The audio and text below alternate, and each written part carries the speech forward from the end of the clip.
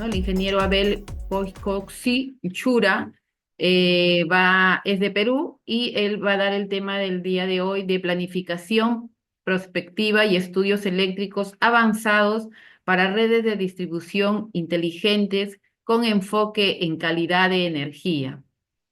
El ingeniero es ingeniero electricista del SIC con maestría en ciencias con mención en energética por la Universidad Nacional de Ingeniería, especialista senior en planificación, preinversión y modernización de redes eléctricas de distribución, con amplia experiencia en empresas distribuidoras del grupo Distriluz, Enosa, ENSA, Electrocentro, Electrosur Este, entre otras, participando en proyectos de ampliación, mejoramientos de alimentadores en media y baja tensión, redimensionamiento mecánico eléctrico de infraestructura, estudios de mercado, simulación en software especializados. Es consultor en procesos regulatorios nacionales para Ocinermin, participando directamente en las fijaciones tarifarias 2019 a 2023 y 2023 a 2027 del valor agregado de distribución. BAC, costos de conexión y cargos de corte reconexión. Especialista senior del Plan Referencial de Uso Eficiente de la Energía al 2050 en el Perú, Minen Higgs, y del proyecto Distribución Eléctrica 4.0 Perú. Es responsable de estudios integrales de calidad de energía y eficiencia energética para industria y minería. Aceros Arequipa, Adelca, Ecuador, Cementos Pacasmayos, Casa Grande, Grupo Gloria, entre otros. Y actualmente es director de Greener, Escuela de Ingeniería, liderando soluciones avanzadas en el modelado, diagnóstico y optimización de sistemas eléctricos de distribución, con enfoque en inteligencia energética y calidad de energía. ¿Qué tal, ingeniero Abel? Buenos días. Sí, muy buenos días. Un gusto ¿Escuchan? saludar. ¿Sí? ¿Qué tal, ingeniero Abel? Igual manera, gusto de tenerlo acá como ponente en nuestro quinto Congreso Internacional de Innovación a la Ingeniería en Líneas de Transmisión de Redes Eléctricas de Distribución. Le voy a ceder para que pueda iniciar con su ponencia. Sí, correcto. Un Ok. gusto saludarlos. Mi nombre es Abelia Cosichura. Ya me presentó la señora Verónica. Con ingenieros tenemos una larga trayectoria de una alianza precisamente estratégica, ¿no? De apoyo mutuo. Y agradezco naturalmente la invitación a al quinto Congreso Internacional Innovando la Ingeniería en Líneas de Transmisión y Redes Eléctricas de Distribución. Eh, Ya lo dijeron, mi nombre y mis detalles de la experiencia, entonces vamos a enfocarnos en la ponencia. Perfecto.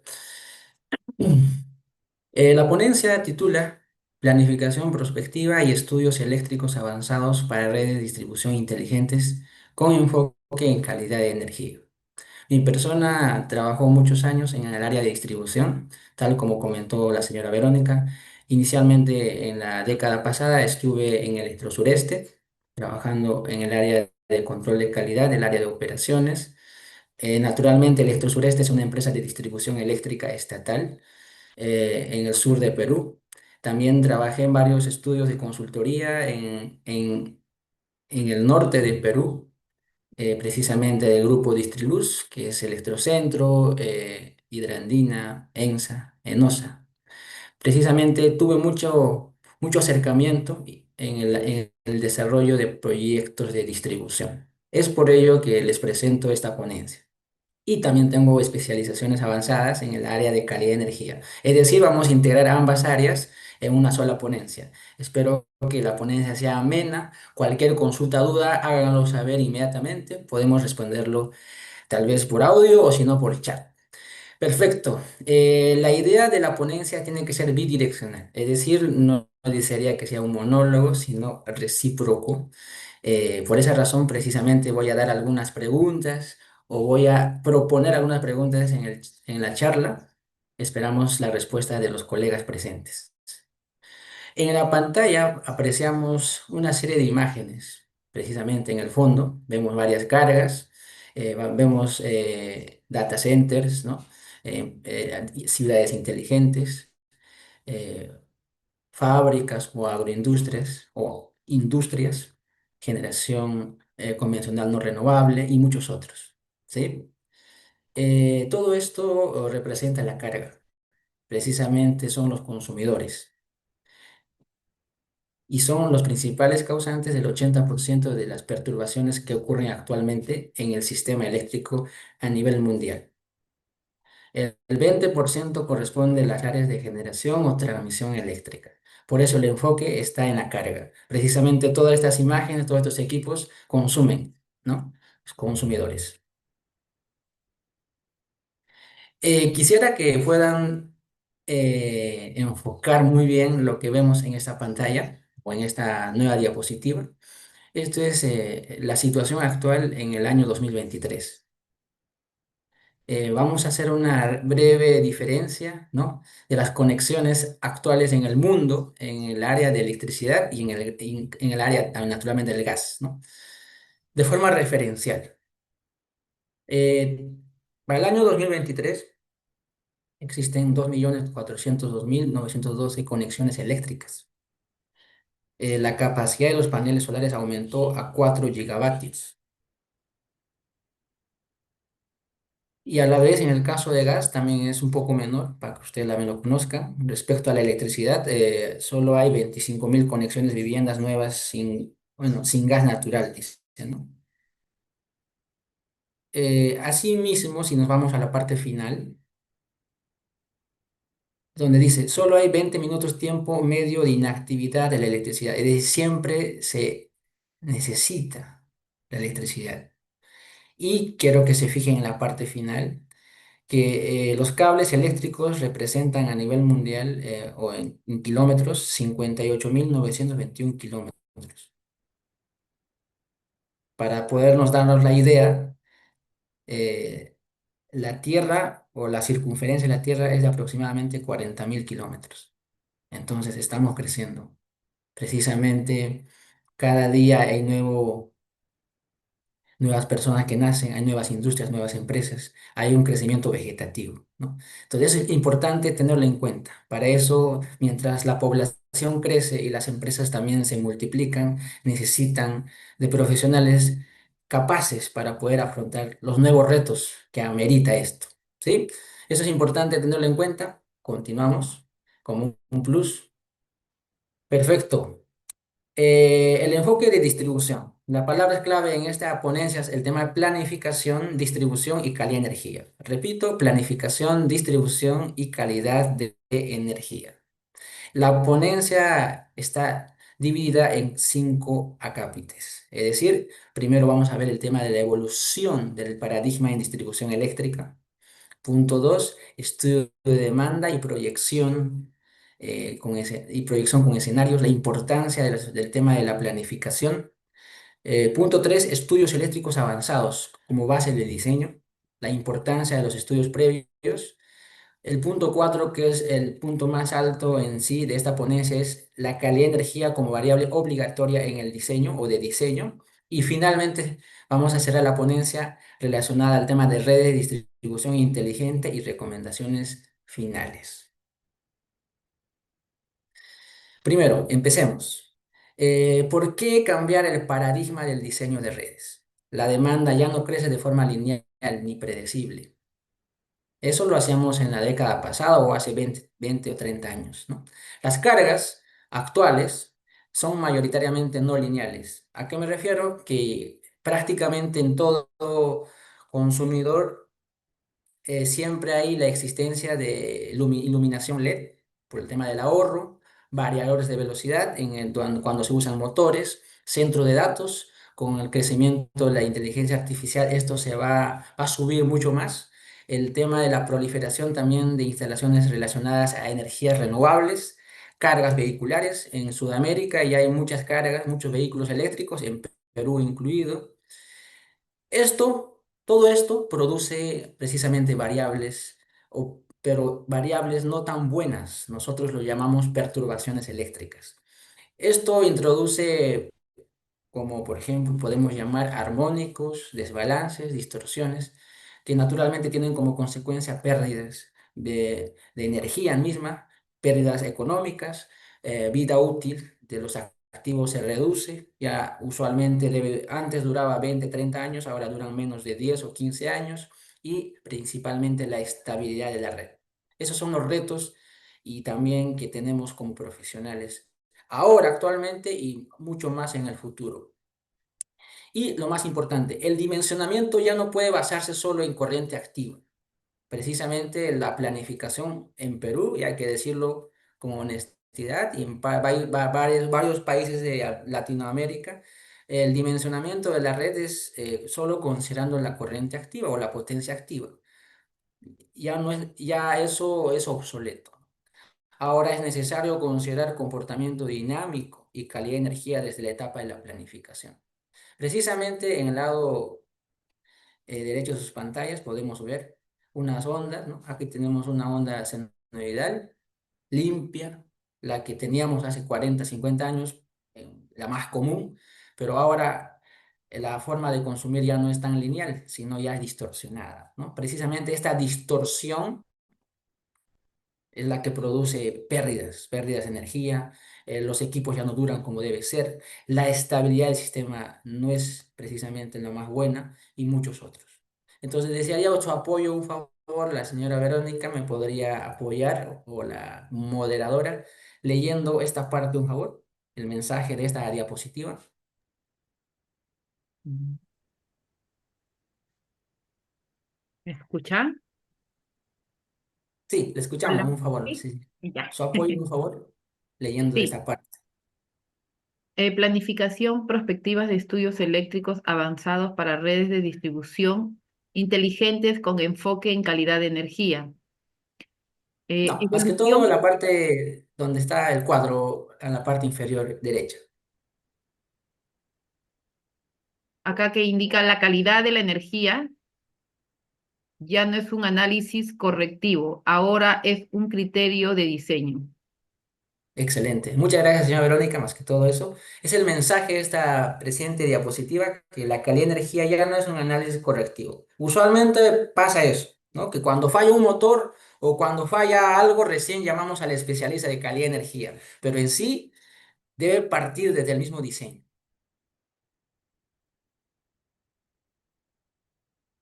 Seguimos con la siguiente diapositiva o presentación enfocada al tema de, seguimos en el capítulo uno que es evolución del paradigma en distribución eléctrica, pero nos enfocamos en este caso impacto de la vida útil y errores de la planificación. Precisamente aquí en la imagen derecha que estoy resaltando, esa es la forma más clásica de planificación en el desarrollo o programación o desarrollo de un proyecto de distribución eléctrica, ¿no? Primero, el primer año es expediente técnico, el segundo año o parte del primero, construcción de la infraestructura, las pruebas y finalmente la operación y mantenimiento del proyecto, que usualmente son 20 años, ¿sí? En total, un proyecto en sí debería durar 22 años, incluyendo la parte de inversión.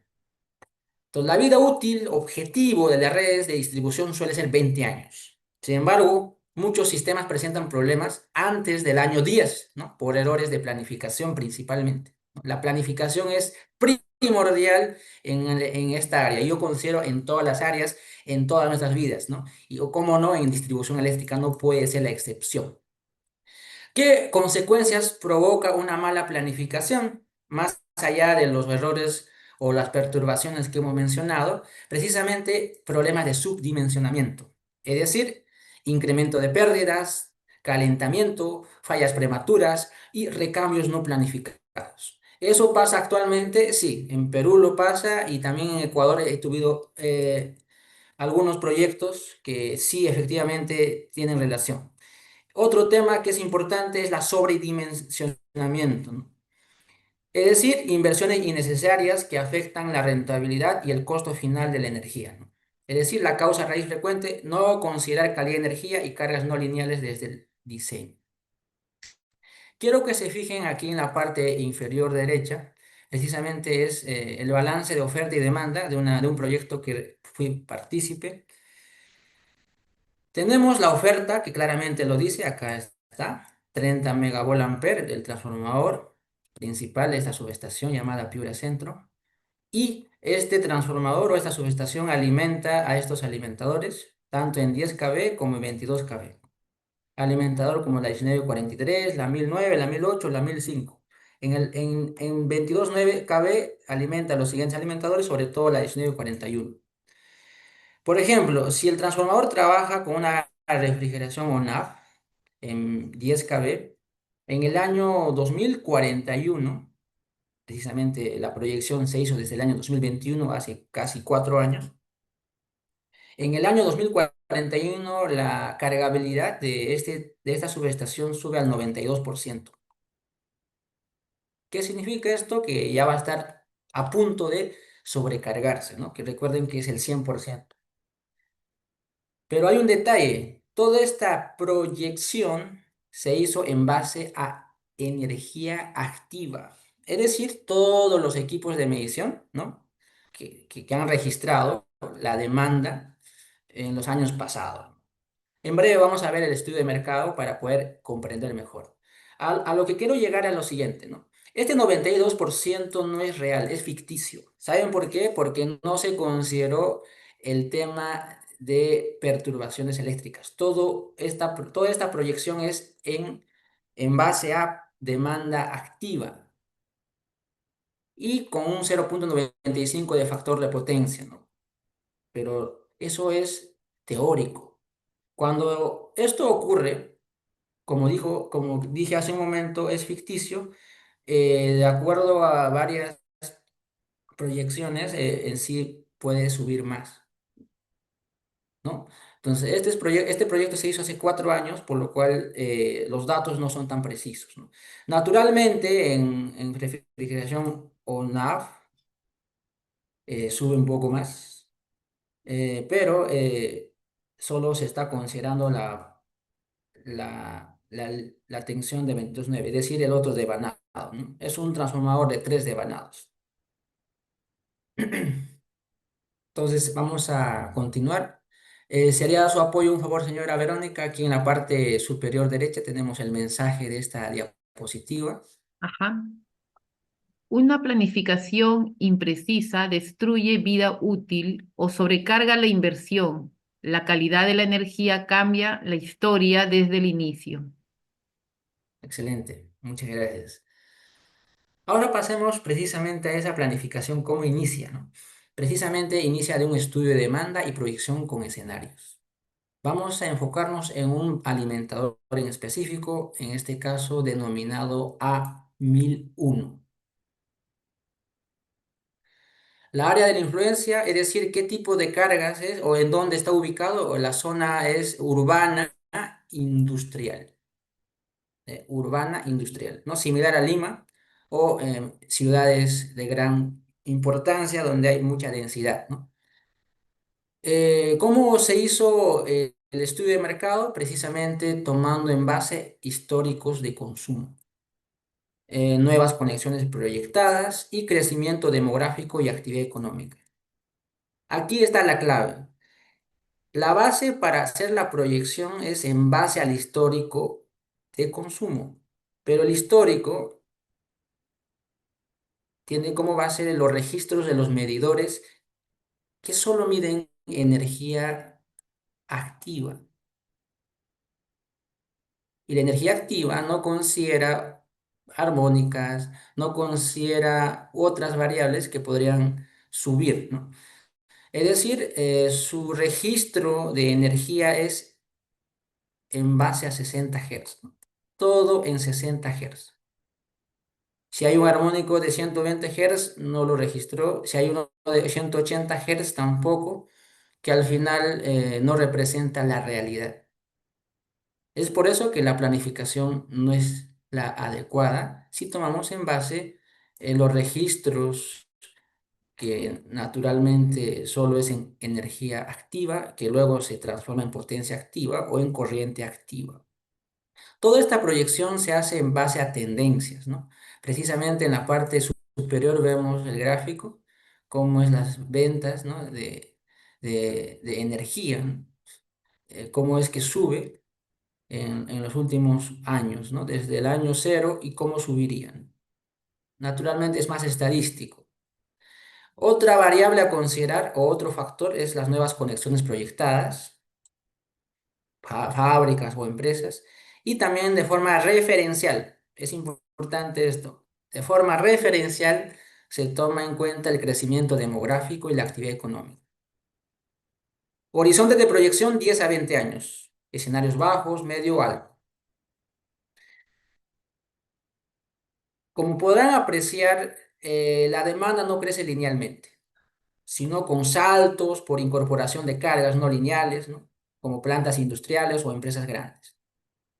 Precisamente en la parte superior, perdón, inferior derecha, vemos cómo es el inicio y cómo es la proyección de ventas, en este caso de energía, ¿no? De este alimentador 1009. En un punto está un poco bajo, pero empieza a subir desde el año 2017. Entonces, teniendo en base este crecimiento, se proyecta cuánto más crecería en el futuro. Entonces, vamos a continuar. El mensaje de esta diapositiva es la siguiente. La planificación moderna inicia en el mercado, no en el software. Si la proyección es incorrecta, todo el sistema se diseña mal, ¿no? No solo es software, ¿no? Más que todo la clave está desde el inicio. Seguimos en el punto 2, que es estudio de demanda y proyección con escenarios. Entonces, aquí vemos curvas, ¿no? Curvas de crecimiento y escenarios de planificación. Naturalmente, para elegir la curva correcta, tenemos que hacer varios cálculos en base a resultados estadísticos. Como había comentado en la anterior diapositiva, se considera ingreso de nuevas cargas, sustitución tecnológica, variaciones en la actividad económica. El objetivo es definir el rango realista de operación futura de la red. Esto se debería hacer de forma adecuada, ¿no? No solo tomar en referencia los registros de los medidores obsoletos, porque varios medidores del año 2010 al 2020 son electromecánicos. Hasta su medición no es precisa. La idea no es apoyarnos ciegamente en estos registros. Sí, hay que tomarlos referencialmente, pero también hay que considerar otros factores para la proyección, como había comentado, nuevas cargas, sustitución tecnológica y variaciones en la actividad económica local. Y de esa forma la planificación será más precisa, me refiero a las proyecciones. El objetivo es definir el rango realista de operación futura de la red. La red debe diseñarse para soportar el escenario medio sin fallar en el escenario alto y sin sobredimensionar en el bajo.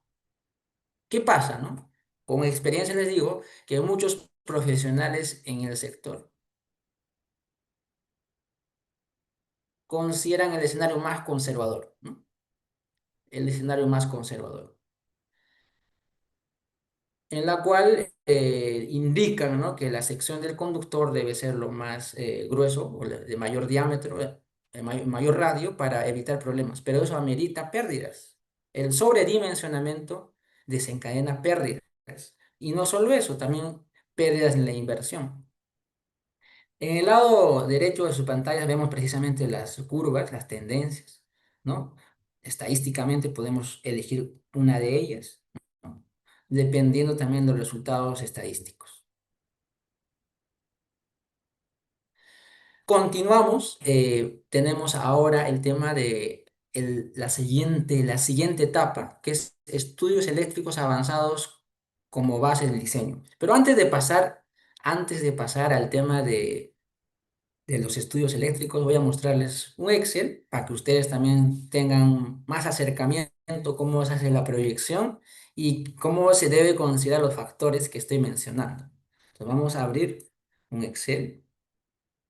Precisamente en sus pantallas pueden apreciar el Excel, pero ya eh, más detallado. Precisamente aquí en el alimentador 1009 vemos acá la lista de usuarios, pero dado que son clientes regulados, ¿no?, pequeños, La forma de cálculo es a través de las subestaciones que alimentan, ¿no?, a estos usuarios, ¿no?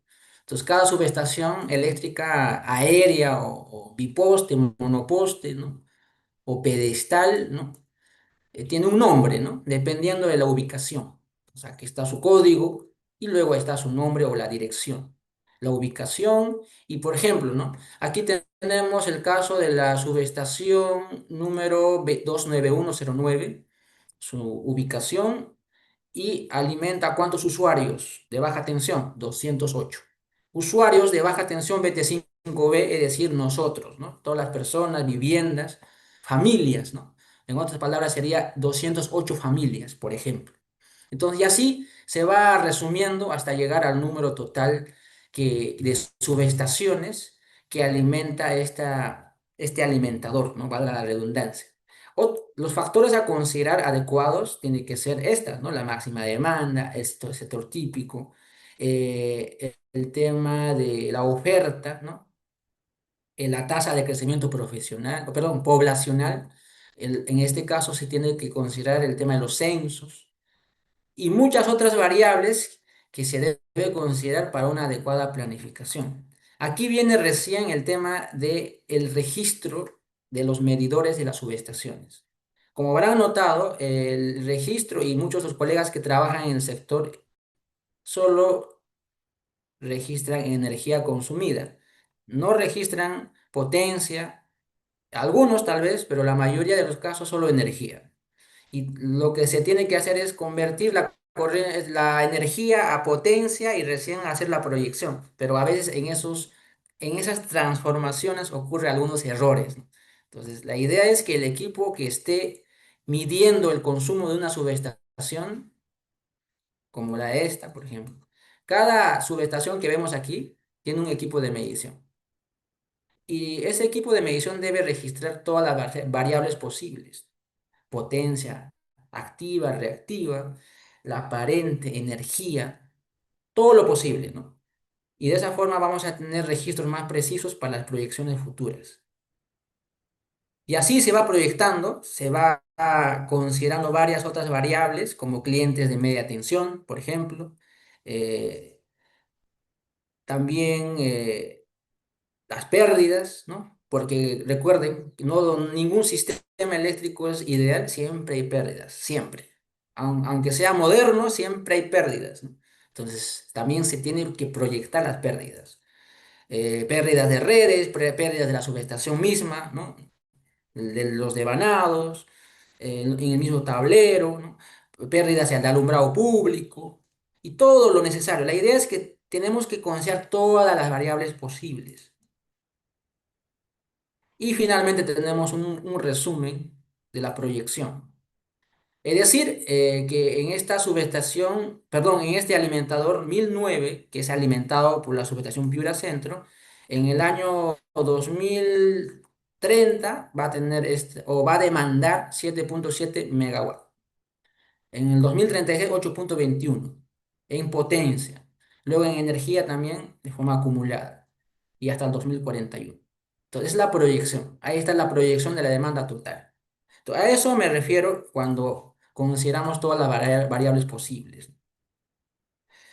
Luego de hacer el estudio de mercado de forma adecuada, pasamos a los estudios eléctricos, que precisamente están compuestos por un estudio de flujo de potencia, pérdidas técnicas, estudio de cortocircuito, ¿no? También protecciones y también lo más importante en esta primera parte, saber el perfil de tensión.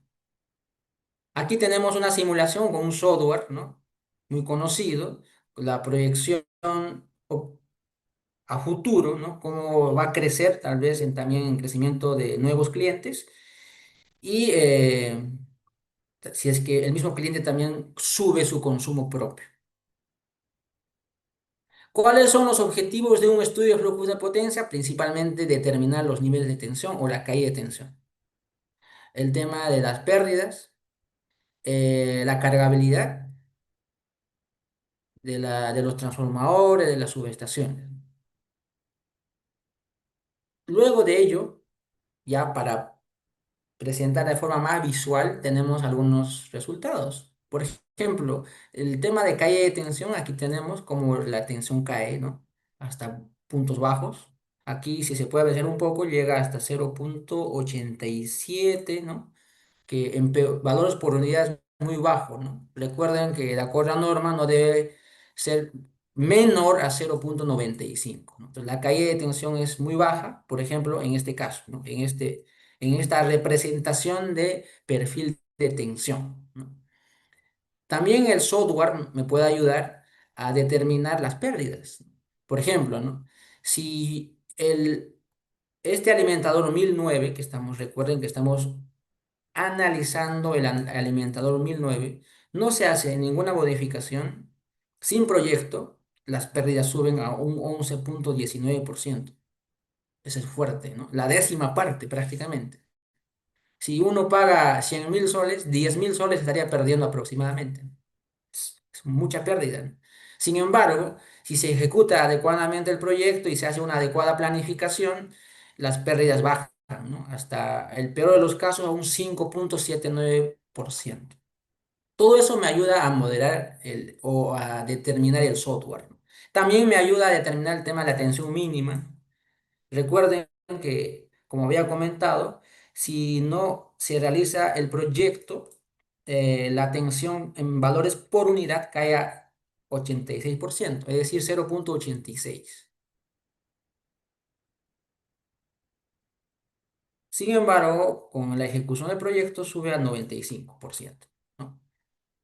Entonces, los resultados de los estudios eléctricos es importante, siempre basándonos en softwares. Antes se realizaba de forma manual, pero ahora ya nos apoyamos de softwares. Entiendo que también a veces ingenieros tienen un software para poder determinar estos cálculos, ¿no? Seguimos. Ahora sí vamos a entrar al tema de fondo, porque todo lo que hemos visto hasta el momento es todo lo que ya se sabía, la que ya tal vez la mayoría de los presentes conocía, o al menos ya sé que se hace un estudio de mercado, ya sé que se hace un estudio de flujo, de pérdidas, ¿no? Entonces, hasta allí está todo muy bien, pero ahora vamos a entrar a otro tema un poco más interesante, que es el tema de la calidad de energía, pero de forma más detallada. Yo lo he denominado este título como calidad de energía como variable obligatoria de diseño. ¿Por qué? Porque precisamente las cargas actuales son electrónicas. Todo es electrónica. Las luminarias son electrónicas. Las cargas como las laptops, cargador de celular o cualquier equipo tiene electrónica. Internamente tienen diodos, tiristores, IGBTs, ¿no? Al final son UPS, LEDs, cargadores de vehículos eléctricos, generadores solares, el tema de la inteligencia artificial a través de data centers, ¿no? Estas cargas generan armónicos, distorsión, alterando la forma de onda y el flujo corriente o flujo de corriente. Como había comentado, ¿cuáles son las consecuencias? Incremento de pérdidas, ¿no? Más allá de las pérdidas naturales que tiene todo equipo eléctrico, como los transformadores, como los cables o las barras, adicionalmente estas cargas incrementan esas pérdidas, provocando también sobrecalentamientos. ¿Qué pasa, no? Si hay sobrecalentamiento, no solo es que se queda allí, ¿no? Podría provocar fallas monofásicas. ¿Por qué, no? Porque el sistema en baja tensión, tiene un límite térmico. Y si el sobrecalentamiento es muy alto, se puede diluir el aislamiento y si no hay aislamiento puede producir fallas o hasta comprometer la seguridad del personal o tal vez de la persona que vive o está en el entorno de esa instalación. Disminución de la vida útil de los transformadores. Ha pasado mucho y recientemente pasa. A mí me dicen, ingeniero, mi transformador lo adquirí hace 10 años y ya está empezando a fallar. Riesgo de resonancia. Muy importante esta parte, la resonancia, ¿no? Actualmente no es muy común en Perú y en Latinoamérica que se haga un estudio de resonancia previo a la instalación de un banco de capacitores. Por ejemplo, ¿no? Si regresamos un poco atrás, por ejemplo, aquí tenemos un sistema, un diagrama unifilar, ¿no? La caída de tensión es tan alta que de forma estratégica instala un banco de capacitores. El objetivo principal en el sistema de distribución es elevar la tensión, no tanto el factor de potencia. Entonces, elevan la tensión, perfecto, todo muy bien, se regula la tensión, estoy dentro de la norma, no me van a penalizar y le doy una buena calidad de servicio al cliente, pero momentáneamente. Pasa que si no se hace un adecuado estudio de resonancia, es muy proclive que en los años siguientes podría producirse resonancia. Pero, ¿qué es la resonancia? ¿Qué es la resonancia? La resonancia eléctrica, sobre todo para ser más simple, es cuando las variables de como la tensión o la corriente se amplifican repentinamente. Y esta amplificación produce daños en el aislamiento del equipo eléctrico.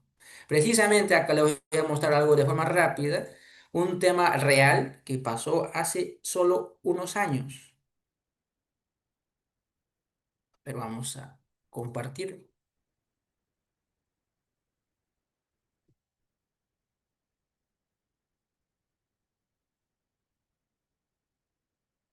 Este es el caso de un banco de capacitores que está precisamente aquí. Vamos a hacerlo pantalla completa. Precisamente está acá. Donde está el mouse, acá hay un banco, ¿no? Está el mouse en el punto 6. Hay un banco. No, perdón, es el punto 7, donde está la barra Euclides, ¿no? Que está claramente ahí donde es el mouse. Este banco se quemó, es de 8 megabares, ¿no? Es un sistema industrial. ¿Qué pasa, no? Este banco duró muy poco tiempo. De un momento a otro se quemó, se siniestró, para ser más técnico, y el cliente estaba muy preocupado porque naturalmente tiene que adquirir otro banco, porque es necesario compensar el factor de potencia, pero tenía el temor de que se vuelva a siniestrar de nuevo. Entonces, ¿qué hace? ¿Qué se hace, no? Para evitar y prevenir que vuelva a ocurrir, que se siniestre de nuevo este banco de capacitores, es realizar previamente un estudio de resonancia eléctrica. Precisamente se hizo el estudio, se le dio la solución al cliente, ¿no? Ese es uno de los pocos servicios que yo tengo actualmente relacionados a resonancia, pero debería ser obligatorio hacer un estudio de resonancia si en algún momento necesitamos usar un banco de capacitores o instalación de banco de capacitores. Entonces es importante mencionar ese tema para continuar la capacitación o en este caso la conferencia. Ya. En el lado derecho de su pantalla vemos algo interesante, ¿no? Vemos cómo es la organización, ¿no? De un sistema eléctrico en alta tensión, en media tensión y en baja tensión. Entonces, esa es la idea, lo ideal, ¿no? Pero la parte inferior, precisamente, desde media tensión hasta abajo, representa un 80% de perturbaciones que existen en el sistema eléctrico.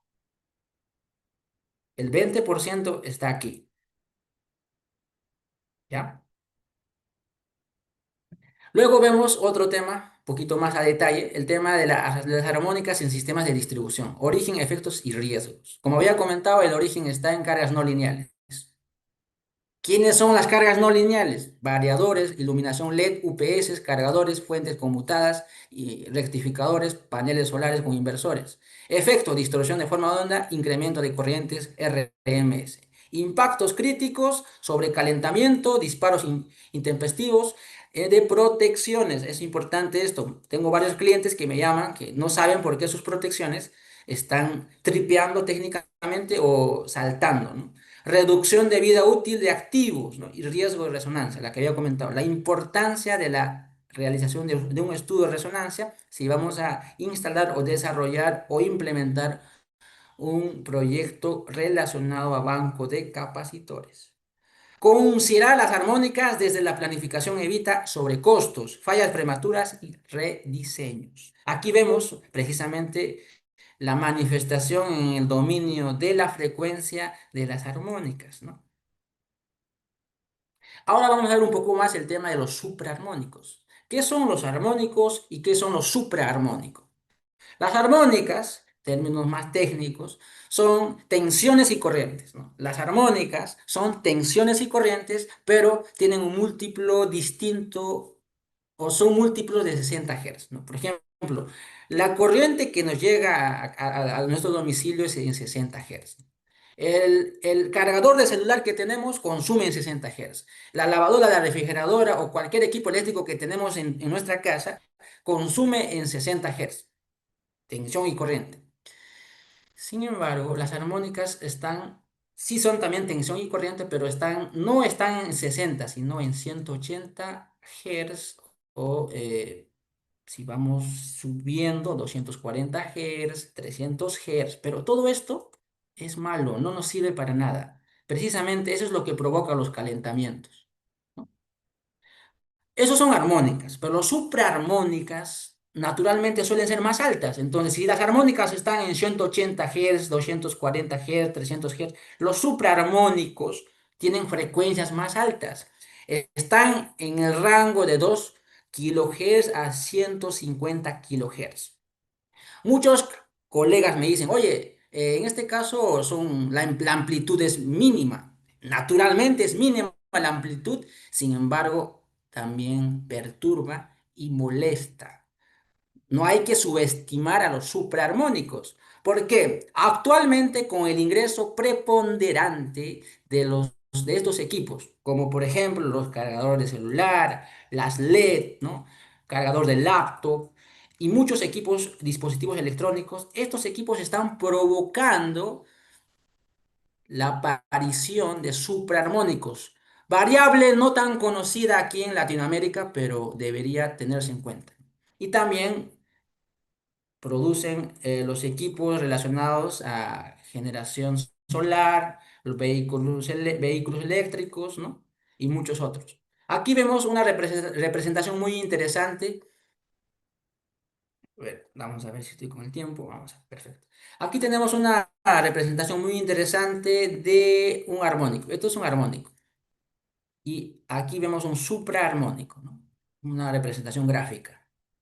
Pero ¿cuáles son las consecuencias de forma precisa de los supraarmónicos? Interferencia en sistemas de comunicación y medición AMI. Les comento algo concreto. Un cliente SEAL en Arequipa, sur de Perú, tienen problemas actualmente de interferencia. No saben el por qué. Es decir, sus sistemas de medición inteligente no están respondiendo o los registros no se están almacenando. La idea es analizar este tema. Otra consecuencia, sobrecalentamiento invisible de transformadores y cables, ¿no? Puede decir, oye, las armónicas están muy bien, no hay problema, ¿no? Estamos dentro de los límites, pero hay más sobrecalentamiento. Y también equipos electrónicos sensibles. Hoy por hoy los equipos son mucho más sensibles. Por ejemplo, en el tema médico, los equipos de resonancia magnética, rayos X, tomografía o tomógrafos son muy sensibles. Entonces, también están susceptibles a este tipo de perturbaciones nuevas de cierta forma. Los supraarmónicos son el siguiente desafío en redes de distribución inteligente. ¿Y cuál es la solución? Naturalmente, los profesionales como nosotros debemos dar la solución, ¿no? Entonces, hay muchas de ellas, y tenemos el caso de una marca como muchas, como ABB, Schneider, tenemos el caso de Elspec, ¿no? Ellos tienen una solución muy interesante, muy versátil. Precisamente inician midiendo, identifican las armónicas o los supraarmónicos en tiempo real.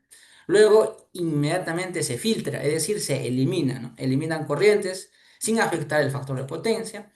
Y el control, en resumen, es dinámico. Se adapta a la variabilidad de la carga. Actualmente hay muchos sistemas eléctricos donde hay banco de capacitores que su reacción no es tan rápida, su reacción es lenta. ¿Por qué? Porque son de la década pasada o del siglo pasado, ¿no? Hoy por hoy debemos adaptarnos a la nueva forma de compensación, como es el caso de la compensación activa dinámica, ¿no? Que no haya variabilidad, ¿no? Precisamente esa variabilidad lo provocan variadores de velocidad en los motores, en la industria, en la minería, en los vehículos eléctricos. Entonces, la compensación también tiene que evolucionar. Beneficios clave, reducción de pérdidas, eliminación de riesgo de resonancia, importante, resonancia, extensión de la vida útil de los equipos eléctricos como transformadores y alimentadores, operación estable bajo condiciones cambiantes. Precisamente este mundo en el sector eléctrico está siendo muy cambiante, muy dinámico. Listo, eso quería ver. Sé que me pasó un poco más, pero estoy listo para consultas. Ha sido un gusto poder, tal vez, con el poco tiempo que tengo, explicarles un poco la relación necesaria y los retos, ¿no?, de la distribución eléctrica, cómo parte la planificación, cómo son los proyectos y qué criterios nuevos se debe considerar para no tener problemas futuros que actualmente también la tenemos. Y yo como profesional del área tengo muchos clientes que tienen problemas similares, que su banco se quemó, que su transformador está fallando prematuramente, que sus motores están fallando, lo adquirieron hace unos meses, sus variadores también se están quemando. O pasa lo siguiente, le pasó una carta a Luz del Sur, que es la empresa de distribución, a un cliente pequeño, indicándole que está inyectando precisamente potencia reactiva capacitiva, ¿no? Entonces son muchos retos que actualmente están pasando. Y una Sí, forma de mitigar ello es hacer una buena planificación considerando el tema de la calidad de energía. Listo. Eso más que todo, mucho gusto. sí. Agradezco la invitación una vez más y le doy el pase a la señora Verónica. Sí, ingeniero Abel, sí, efectivamente muy fructífera la exposición que nos ha dado el día de hoy. Tenemos acá algunas consultas. Acá indican en qué consiste el estudio de la resonancia, con qué instrumento y parámetros se debe de utilizar. Excelente, muy buena pregunta. La resonancia o el estudio de resonancia necesitas se realiza en dos etapas, ¿no? Se realiza en dos etapas. La primera etapa es medir. Medir, la medición se hace a través de un equipo de medición eh, de altas capacidades, comúnmente conocido como analizador de redes eléctricas, ¿no? Y segundo, a través de la recolección de información registrada en este analizador de redes y también otros datos que cuando vamos a planta, lo modelamos. Precisamente se modela de esta forma, o si no, los muestro rápidamente para que el colega esté más satisfecho con la respuesta. Por ejemplo, aquí en el caso real, que se ha hecho un estudio de resonancia, se ha hecho la simulación. Precisamente la medición se hizo con este analizador de redes, Metrel, y el modelamiento está acá, mira. Precisamente para un estudio de resonancia se hace un barrido de frecuencia, con banco y sin banco. Y precisamente cuando hay banco es donde hay picos. Y esos picos me dan a entender que en ese punto exactamente va a haber resonancia. Gracias a la simulación, gracias al software. Y de esa forma yo puedo proponer la solución. Puede ser un filtro, puede ser una reactancia antirresonante o cualquier otra solución. Entonces, gracias a la simulación y a la correcta recolección de datos, ¿no? Eso más que todo. Ok, perfecto.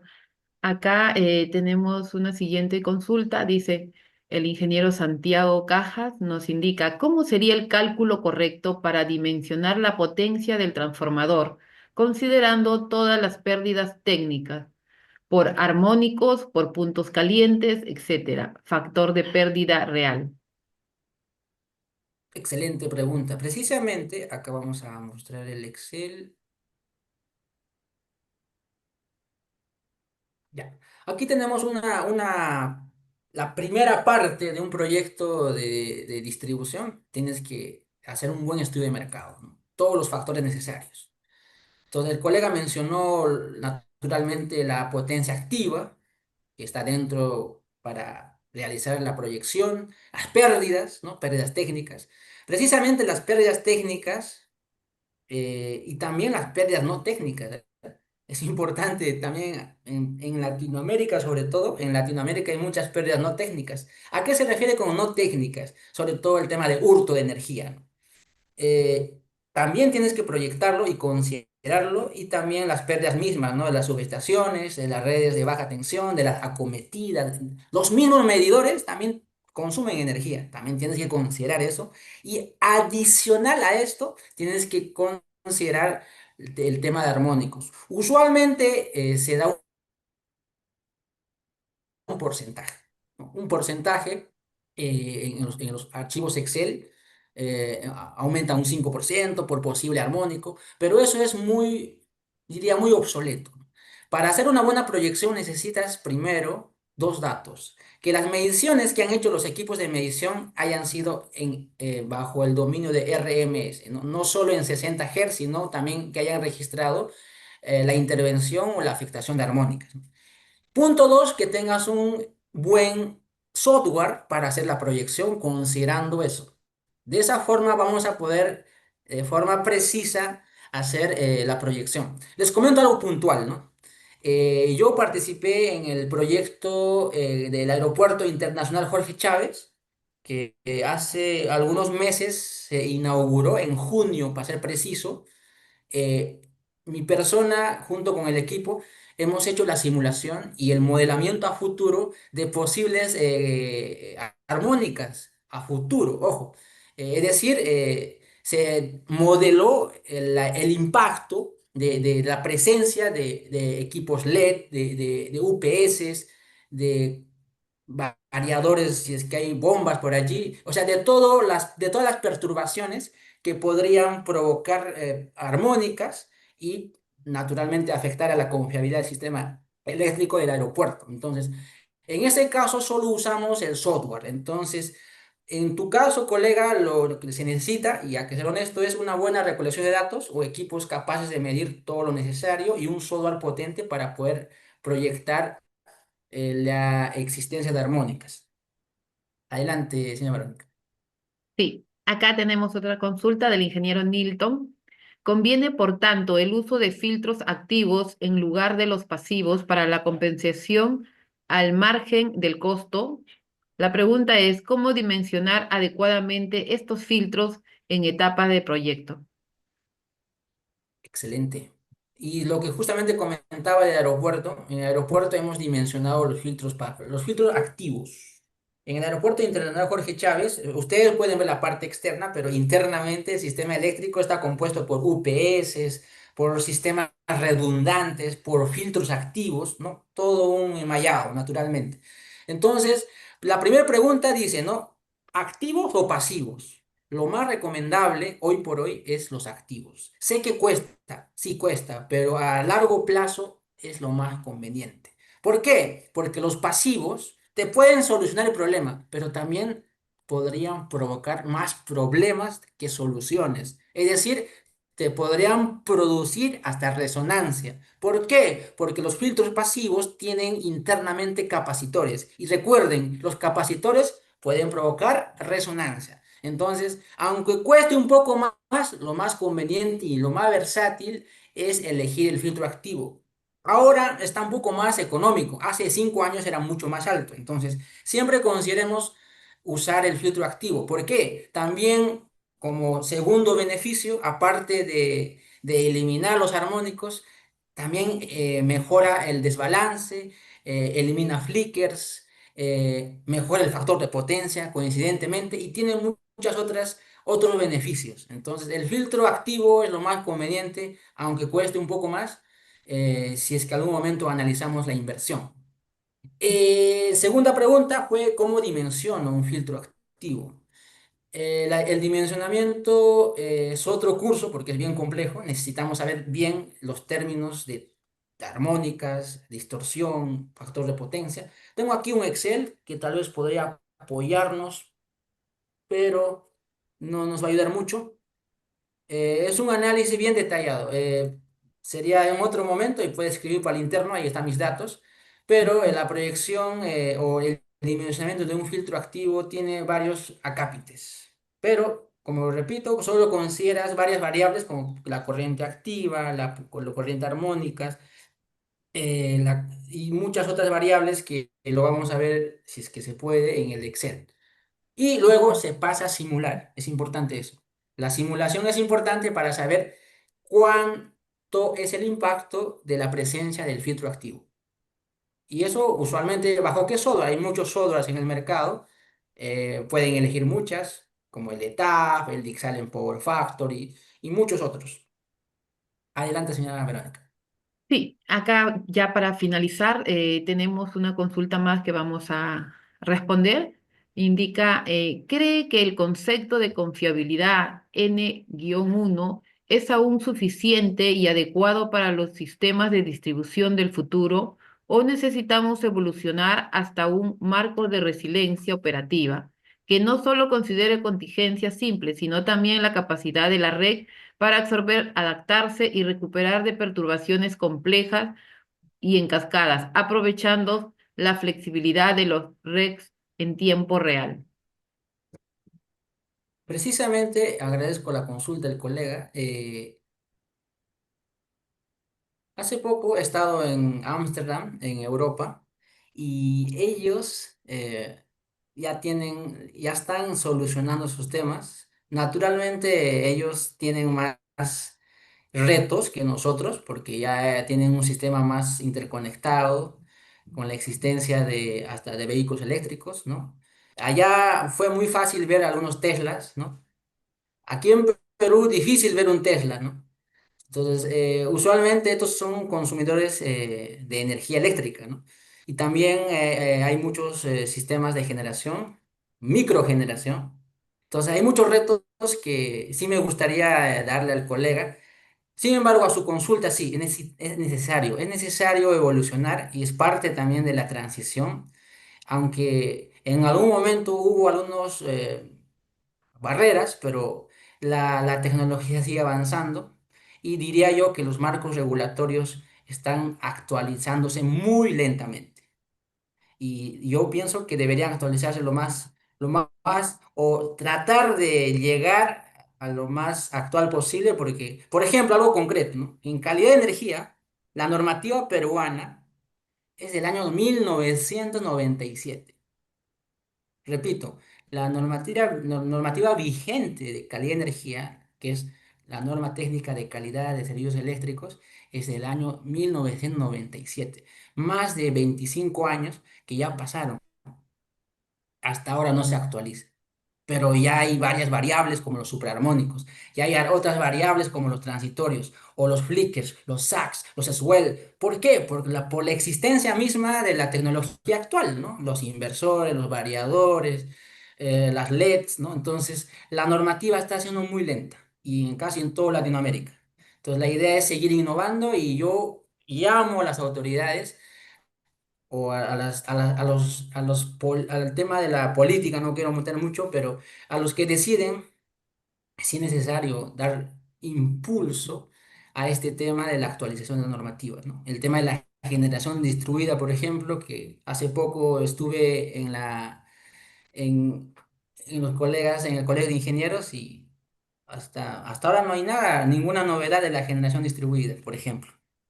Entonces, son muchos retos que los países latinoamericanos aún no se están actualizando, pero la tecnología ya está presente, por lo cual muchas veces el mismo cliente ya está actualizándose, porque tiene que preocuparse. Si es que el gobierno no da las facilidades legislativas, normativas, el mismo cliente tiene que protegerse. Por eso están adquiriendo filtros activos, están adquiriendo equipos que protegen, como los DPS, ¿no? Que como son barreras para perturbaciones externas, ¿no? Es un tema muy interesante el colega, pero esperamos haber al menos dado algunas luces y ese tema lo podemos ver en otra exposición. Sería interesante. Claro, claro, ingeniero. Muchas gracias más bien por su disponibilidad, ¿no? Por atender las consultas, ¿no? Justamente de los que están acá atentos a las exposiciones de este congreso. Y bueno, agradecerle más que todo, ¿no? Por su disponibilidad, como le digo, a nombre de ABS Ingenieros y no, y por el aporte que usted también está brindando, ¿no? Para todos los ingenieros y todos los participantes. Vamos a agradecerle, indicándole, el certificado, ¿no? Que se le está otorgando, ¿no? Al ingeniero Abel por su destacada participación como ponente en el quinto Congreso Internacional Virtual Innovando la Ingeniería en Líneas de Transmisión y Redes Eléctricas de Distribución. ¿No? Ha presentado usted, su exposición ha sido muy valiosa, ha contribuido bastante al conocimiento, ¿no? Más que todo de los profesionales en el ámbito de la ingeniería eléctrica. Muchas gracias, ingeniero Abel, por su aporte.